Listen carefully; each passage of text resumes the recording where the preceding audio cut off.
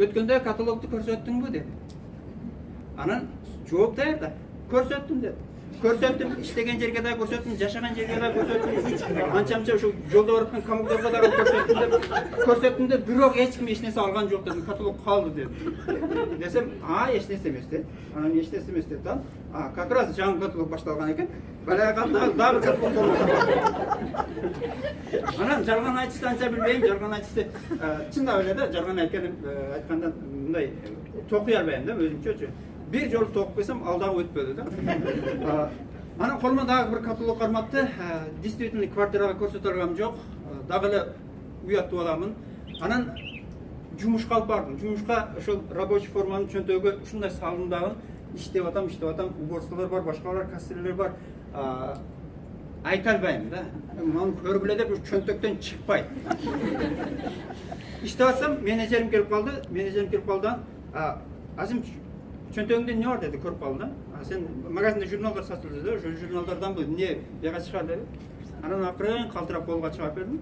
Чыгарып берсем, ушундай карап эле түстөрү башкача болуп эле барактап атат, сүйүнүп атат, күлүп атат. Мен ойлондум, бул эмне болду буга деп коем да. Анан мен bir ay, 2 aydan beri мен ушул каталогду күтөм дейт. Эч ким келбейт дейт. Эч кимден таппайм, каталог таппайм дейт. Барганга мен мүмкүнчүлүгүм жок, мен иштейм дейт. Анан мен кечке чейин карай, кеч жумуштан кайтканда кайтарып берейин деп. Анан макул дедим. Сразу эле макул дедим. Мен биринчи оюм ошол каталогду жок кылсаң экен, жоготуп койсоң экен. Кийинки дагы бир нерсе айтып келишим керек. Ошону мен эме пландаштырып отурам да, башка эч нерсе түшүндүм жок. Каталогдо эмне бар экенин деле билбейм. Анан кеч кайтканда менеджерге чакырдан, онда бир барака толтура заказ жазып колума карматты. Мындай эмнени жазган деле билбейм да. Анан безвкладной иштеп, эртең сага 12-ге чейин. Мага эртең керек дедиле. Анан жок, мен иштейм го десем, сага эртең 12-ге чейин бошсуң, мага 12-ге чейин ушул продукцияны алып кел деди. Анан биринчи сураганда, Арифлеймде иштейсиңби дегенде мен өзүмдө айтканым жок да. Анда да умныйлык кылдым да, жок, аялым иштейт деп койдум. Анан заказды алып келдим. Жанакы ошол мени чакырган спонсорума колго ушундай карматтым. Эмне жазганын да билбейм да. Коддор бар. Бирок бир нерсени билдим. Канча мага пайда калышын билдим. 5700 азыр деле эсимде бар. Биринчи заказым 5700 канча сомдук заказ бар эле. Мен эсептесем, мен чөнтөгүмө 1,5 миң сом акча калат экен. Примерно эсептеп келгем. Келдим, спонсорума карматтым, ал заказды алып берди, мен эч нерсе кылганым деле жок. Отурдум столдо, колума берип пакетке карматты, 1600 сомдой пайда калыптыр. Анан мен ойлодум, значит, бир адамга көрсөтсө, 1,5 миң сом чөнтөгө түшсө, иштесе болот экен дедим. Мисалы, караңыздар да, бир нерсени адам нанны жегенден кийин анан кадам таштайт да. Нанны жегичеби, булдузур менен сүйлөсөң дагы, тартсаң дагы келбейт да. Значит, мен ошол нерсени 1,5 миң сом чөнтөгүмө пайда калдым, өзү 15 миң 20 миң эле зарплата алчу элем, иштеген ишим менен. Анан ойлодум, значит, мен бир адамга көрсөтсөм 1,5 миң сразу пайда көрсөм дедим да, кийинки келгенимде, билип алыңыздар, кийинки келгенимде мен вообще уятты жыйнаштырып койдум. Уятым жок болуп калды. 5 каталог алдым. 5 каталог алдым дагы магазинден. Дагы эле билсеңиздер керек, европейскийде подвалда, нулевой этажда перекресток магазинде иштеп жүрүм. Азыр деле сурасаңыздар, Азим десеңиздер билсе керек ушул работниктер. Анан мен кассовый зонага, бирөөнү менеджерскийге, бирөөнү уборстволорго, бирөөнү мен ошо каталог менен иштей баштадым. Каталог менен мен өзүмдүн акчамды, мындай квартплатым бар, жеп ичкеним бар, башка барбы? Мен кичине болсо да түшүнө баштадым да каталогчу. Каталог бул магазин, сиздердин магазиниңиздер өзү иштейт экен. Эч кимди мына желкесине кармап алып, мынаны кара дебейт экенбиз да. Просто магазин ачык болсо, бирөө сиздерге кирет экен магазиниңиздерге. Эгерде магазиниңиздерди култап кое турган болсоңуздар, мага окшоп бир жерге тыгып кое турган болсоңуздар, сиздерди эч ким издебейт. Сен Арифлеймде иштей белең, жерде сен каталогуң турат деп издеп келбейт да. Ошону дагы жакшы билиңиздер. Бул бир. Биз ошол каталог көрсөткөндө үйрөнүшүбүз керек. Анан дагы эмнени кылышыбыз керек? Биз адам чакырганды үйрөтүшүбүз керек. Себеби биздин бизнесибиз адам чакыруу. Мени себеби бул сөздөргө менин өзүмдүн өмүр баяным эме болуп кетет да, историям ушундай төп келет да. Мен дагы бир айтып кетейин. Мен акчага киргенмин да. Мен акчаны көргөндөн кийин анан бизнеске кызыга баштагам да. Көзүм менен көргөндөн, колум менен кармап, ошол акчаны чимби ушул акча каяктан келип атат дегенден кийин анан мен келгем да. Себеби жигиттер ушунчалык көп ойлонобуз да, мен 3 жыл эле ойлонгом да, болгону. Ага сен катылыкта иштеп жүргөм, мен бизнеске мен 3 жыл эле ойлонгом, иштесем, иштебесемби, көп болгондо, выбор көп болгон. Анан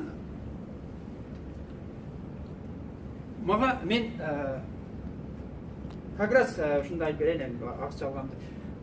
Как раз ошол күзүндө, кышка жакын, күзүндө эмес, декабрда мен эжем менен жездем жаңы жылга балдар менен жаңы жыл тоскоолу кетти. Карточкасын мага таштап кетти. Банковский карточкасын. Мен 45 күн задержкасы менен зарплата алам өзүмдүн основной жумушумда. Бул жерге келип анан бул жерде канчадан алышымды деле билбейм. Анан кетти, бир жумадан кийин звонок кылышты. Бир жумадан кийин звонок кылышты. Короче, биздин карточкага акча түштү, сообщение барат экен да. Алып кой. Же алып жөнөт деди. Анан келдим, алдым 70 миңден ашык, ал убакта старший золотой, ошондой эле старший золотой. 70 миңден ашык зарплата бар экен, 71 миң канча. Алдым, банкоматтар билесиздер го, 50 сомду бербейт, 50 сомду, 100 сомдон азын бербейт. Мен 100 сомдон бир 50 сом, 57 сом бирдеме калды. Мен телефонго сразу перевод кылып алдым. Эч нерсе калган жок азыр.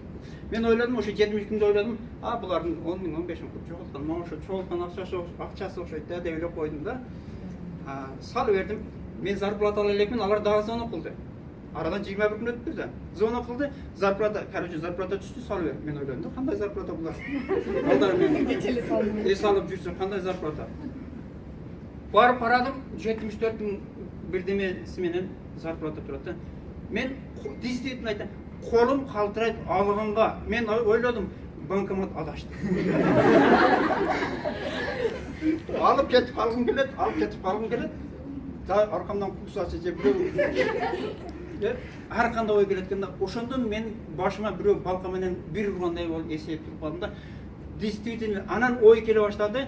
Алдым, чөнтөгө салдым, тез үйгө жеттим. Мен ойлодум да, көчөдө көбүрөөк жүрбөй, көп акча да. Анан бул кантип каяктан акча дедим да. Ойлоно баштадым. Анан мага кичине жетти окшойт да. Ойлоно баштадым, каяктагы акча.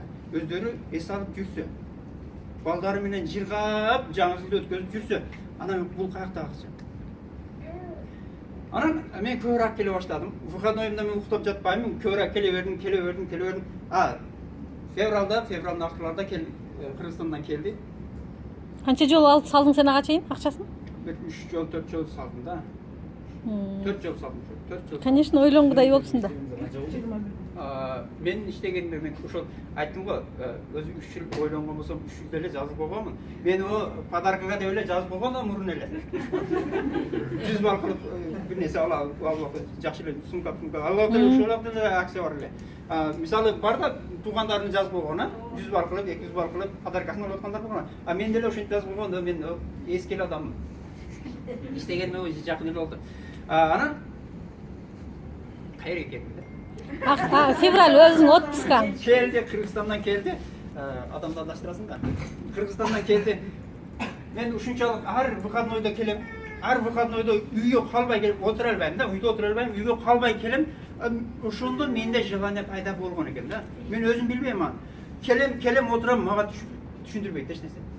Мага айтпайт, баштан башкалар ушундай план түзгөндөн айтып туруп, кетирип жүрөт, жаздырат, башка кылат. Мен унчпай отура элем столдун чегесинде. Мага 3 жыл айткан экен да. Сен кыла албайсың. Анан мен өзүм сурадым. Действительно, өзүм сурадым. İstesem болобу деп. Сен иштей албайсың, сен колуңдан көбөйтүп бар, ушу грузчик болосуң, башка болосуң, колуң жүгүрөт, ушакты жүгүрөт. Анан кантейин дедим. Анан Birinci айтты. Telefonda бар контакты. Мага жазып берди ал, бак деп. Телефондогу бар контактын мен жазып бердим. Ким бар? Бир четтен жазып бердим, бирок бир четтен жазып бердим да. Анан ошолордон кийинки выходнойунда ошолордон 2-3 адам келген экен. Алар список таштап кетти, ошону толтура алып. Анан келдим, отурдум. Эмне жумуш кылайын десем, отурдум, мыналарга чакыр дедим. Толо список. Эми кантип чакырам? Не дейм? Деп арканда сурап турат. Отурам. Эми бир түшүндүрүп берди. Ушундай кыласың, подарка. Ал ошол ата сон подарка деп чакырса, анан отурдум да алло деймден уялып кетем, өчүрүп коем. Алло деймден адашып кетем, сүйлөй бербейм. Ошентип эми бирөөлөр сөгүп берет, бирөөлөр урушуп берет. Мен кайталай бердим. А мен ошентип адам чакырганды үйрөнүп алдым. Анан адам чакырганды үйрөнүп алдым. Анан мен спонсорум адам чакырганды үйрөнүп алып келе бердим, чакыра бергенден кийин алар түшүндүрүп берет да. Алар түшүндүрүп берип туруп, анан кээ убакта мен адам чакырам, адам ушу 3-чү адамга чыгып келе атса, мен спонсорлорун таппай калам да. Себеби алар мени тарбиялаган, ошентип тарбиялаган экен да. Себеби бир адамга көнүп алабыз го. Ушунчалык көңүлүңүздө ушундай эме кылып алыңыздар, түйүп алыңыздар. Биз адам акылаздан сен айтып бер, сен түшүндүрүп бер, сен отур, сен жакшы айтасың дей беребиз да. Келет, мен таппай калам. Адам таппай калам. Айта турган адам таппай калам да. Презентация өтө турган таппай калам. Анан өзүм түшүндүрөм. Деп мен бар. Эми ошентип канча адам кетти, канча түшүнүп кетти, канча адам түшүнбөй кетти. Бирок мен үйрөнгөн экенмин да ошондочу. Презентация өткөндө үйрөнүшүбүз керек. Ошон үчүн дагы бир нерсе, ошол презентация өткөндө дагы сиздер 9% менеджерден мойнуңуздарга ала бериңиздер да. Бул дагы өзүңүздөргө жакшы. Канчалык эрте кыласыздар, эрте результат болот. Канчалык сүйрөлүп машып жүрөсүздөр, результат кеч болот. Отпускаңа келдиң. Жок, эми жакта көрөйүн. Отпускаңа эми айтып кой. Отпускага кетпей, Кыргызстанга кетпей, отпускаңда иштен чыгып келгениң, ошоң калды. Анан кичине иштеп калдым, кичине чакырсам адам келип атат. Өзүм да түшүнбөйм да. Себеби караңыздар, дагы бир нерсени айтып кетейин. Эгерде биз новичок убагыбызда ушундай чакырган адамдарыбыз келе берет. Алло десе келе берет. Билесиздер, ушундай баштан өткөнбү? Анан менин сер болуп калгандан кийин алло десең да көбөйт, жалынсаң да көбөйт, умалай десең да көбөйт. Себеби дагы бир нерсе да, мен ошол убакта башка нерсени ойлогон эмесмин, мен төлкө чакырышты ойлогон. Мен чакырышым керек. А келе берет экен. Эгерде бир нерсени ойлосоңуздар, ошол адам келе берет экен да. Сиздердин жумушуңуздар бүтө берет экен. Биз чоңойгондон кийин анан 3% болсун, анан 6% болсун, анан көпүрөктөр көтөрүлүп мындай болуп калганда, анан биз умный болуп баштайбыз да. Эртең чакырам, анан бүрсүгүн чакырам. Мен биринчи чакырганда ушу списокту бирөөнү калдырбай чакыраттым да. Биз теребиз азыр. Мунун жок, безмит болсо дагы, мунун аты башкача экен, бул кебейт дейбиз. Атынан биз билебиз. Сыйкыр чогуу кетебиз да. Аты мындайраак болсо биз бул баары бир кебейт дейбиз. Орусу ким бул кебейт? Бул биздин эң биринчи ошибкабыз. Биз эң лидерди, эң күчтүү лидерди биз пропуск этип турабыз. Ошон үчүн чакырсаңыздар дагы бир четтен чакырыңыздар. Анан жумушка бардым. Жумушка бардым да отпуска сурадым. Отпускага деле чыгыла келип, отпуска сурасам, макулдап 15 күн отпуска жазып берди. Ошол 15 күн отуруп бир да токтоп звонок кылдым. Командама бир 50 адам жазылды. Анан эң жакшы жер, мен ошондо эң жакшы жерди түзүп өткөм да. 3-чү этажда отурам, 3-чү этажда эң төрүндө отурам, билсеңиздер керек. 3-чү этажга адамдар чыгаттан мени издейт да. Ошол жерде мага жакканда адам көп да, 3-чү төрдө отурам, канча столдор бар. Монтип мени издеп бир адамдар мени издеп келет да. Мен ошондагы бул бизнестин ушундай сонун экенин байкагамда, сени бирөө издейт. Башка жерде мен күрөшчүк болсом, мени даже bir toğanda izleyip. Ha, жүгірт dedi koy. Gördünüz mü? Мен ушунчалык сонун болду. Анан бардым дагы отпускамды за свой счет алып келдим. Себеби иштеп атат. За свой счет алып келдим дагы. Анан дагы 15 күн өтөт. 15 күн тыгам жок, ошондо бир айча толук отурдум. Нормальный команда түзүлүп калды. Мен бардым дагы эле основной ошол жумушумду бардым дагы эле заявление жазып расчет кылып келдим. Менеджерим ушунча таң кала десең жиңдисиңби сен арифлеуге эмне кетип атасың? Ал болбогон нерсе. Мен болтурам. Болтурам деп ушул жумушту анан бизнеске аралашып кеткен.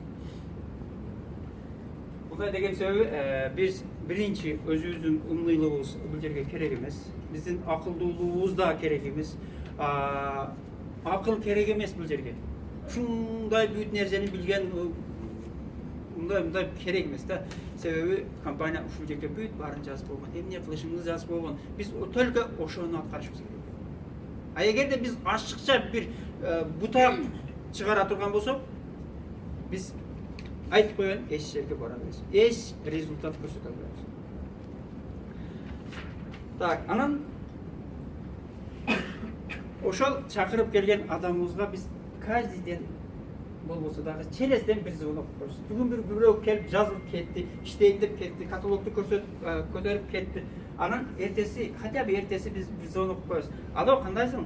Ден соң жакшы, жакшы жетип алдың кече, финалгаң жокпу? Кандай болуп атат десеңер, ал адам. Биз көңүл алышыбыз керек да. Биздин бизнес, мамиле, ошо мамилени түзүшүбүз керек. Ошол адам менен биздин мамилебиз кичине болсо дагы жакшыраак болот. Ал адам сүйүнүп калат, о, мени сурады. Мен ден соолугумду сурады, мени кандай жетип алдың деп сурады. Анан акырын, анан каталог көрсөттүңбү, баштадыңбы? Анан кимге болду, кандай болду? Просто биз общенияда болушубуз керек. А эгерде жазылды, кетти десек, биз көбүнчө биз звонок кылбайбыз да.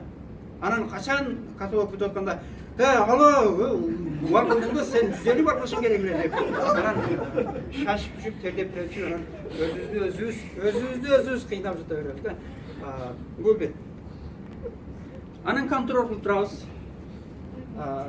Ошол заказ ура турган болсо, ошол каталог көрсөтө турган болсо, кантип көрсөтүш керек, эмне кылыш керек, заказ ура турган болсо, заказ урганын көрсөтөйүк. Качан заказ алышын основной бизге ушундай ушул жерде билип алар, качан алышыны биз контроль кылышабыз. Мисалы, заказды урганды үйрөтүп койсок, ал үйдө да уруп таштай берет да, уруп таштап анан бир жумадан кийин келет да, кана менин заказым деп. А биз ошол урган заказыны контролдоп, сен эртең аласың, сен бүрсү күн аласың, 3 күн турат, ушундай, 3-күнчү күндө айтпай эле 2 күн турат деп коёбуз. Чтобы ал адам аракет кылып келсин. Минус болсо, азыр билип атасыздар, строго мурун минуска деле карабачу эле. Азыр вообще строго болгон, ошол үчүн биз ар бир келген адамды контрол кылабыз. Контролду биз өзүбүздүн менеджерлерге, контролду директор кылбайт, контролду өзүбүздүн менеджерлерге тапшырайык, чтобы алар кылсын. Биз глубинага кире албайбыз да. Ошон үчүн менеджерлерге таратсак, биз менеджерлерди контрол кылабыз. Анан албетте ошол иштейм деп ошо кызыгып калган адамдан список мечтасынын списогун алайык. Хотя бы 50 штук. А мен сурайын да, азыр сиздерге кимдин мечта бар? Баарыбызда мечта бар, Точно айтабыз, кимдин мечтасы жазылган? Жазылган азыраак экен, Баары көп экен да, жазылган азыраак экен. Эмне үчүн? Биз ошол мечта ушунчалык көп келет да. Лестницадан түшсөк түшүп калат. Ошо мечтабыз. Аз мээде ушундай мечталап кетебиз, мен ушундай болом, анан мындай болом деп, сонун мечталап кетесиң. Лестницадан түштүңбү, уже жок ал мечтаң. Себеби сен унутуп калдың, мен эмне дедим эле? Кандай машина алам дедим эле? Деп өзүңүз унутуп калат. Ошон үчүн биз обязательно мечтаны жазып жүрүшүбүз керек. Жазган мечта. Жазганда дагы мондай барактарга жазып туруп эле анан таштап коюш эмес. Биздин основной ошо колдонуп жүргөн биздин блокнотубуз болобу, башка болобу, ежедневныйыбыз болобу, эми өзүңүздөр билесиздер, ошого биз жазып коюшубуз керек. Себеби аны биз күндө ачабыз. Туурабы? Күндө ачсак, биз мечтабызды көрүп атабыз. Жазылган мечтаны көрүп атабыз. Биз күндө ойлоп атабыз ошол мешит абыз жөнүндө. Жакшы ниет жарым ырыс дейт. И плюс сен эмнени ойлосоң, Алла Таала ошону берет дейт. Еще плюс кандай сөз айтсаң, ошол аткарылат дейт. А биз күндө көрүп, мен мешіттен машина же үй, особняк деп күндө көрүп алсак, Алла Таала ошол мешіт абызды жакындатат бизге. Күндө айтып атат. Күндө биз заказ кылып атабыз. Алла Таалага биз заказ беребиз. Биздин айтылган сөз баары бар дейт да. Кылалам, аткаралам, мен болом, мен ушундай сонун лидер болом десеңиздер, Алла Таала айтат экен да, ушундай боорукер нерсе экен да. Ооба, сен болосуң, сен күчтүүсүң, сен бүт нерсе колуңдан келет дейт экен. Анан биз айтабыз. Мен таанышым жок да, анан мен каталог көрсөтө албасам, мен досум жок да, мен таанышым жок да, мен эч кимди алып келе албайм деп отурабыз го. Десек, Алла Таала ушундай башырдан сылап коет экен да. Ооба, сен алып келе албайсың, сен кыйналып эмне кыласың, өзүңдү кыйнап. Жөн эле жүрөр деп коет. Тынч эле жүрөр, башың ооруп эмне кыласың деп коет экен да. Бул ошон үчүн албетте ошол мечтасыны жаздырып калышыбыз керек. Мечтаңа каратып, анан ошо мечтасыга биз план түзүп беришибиз керек. Компания аркылуу бүтүн мечта, канча мечтаңыздар болсо аткарганга мүмкүнчүлүк бар.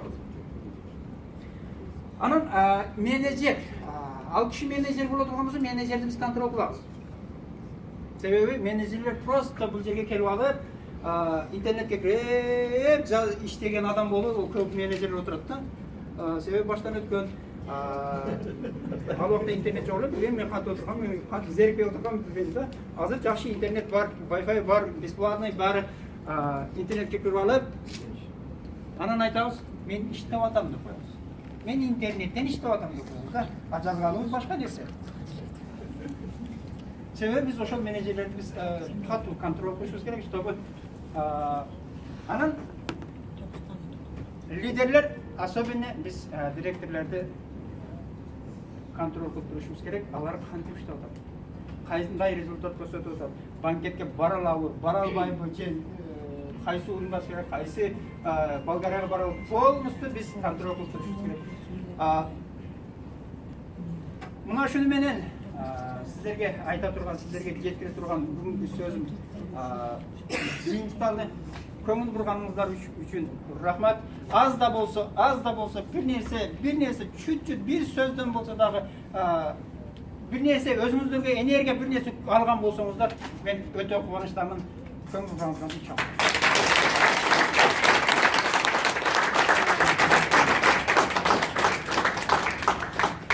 Жана турган нерселерди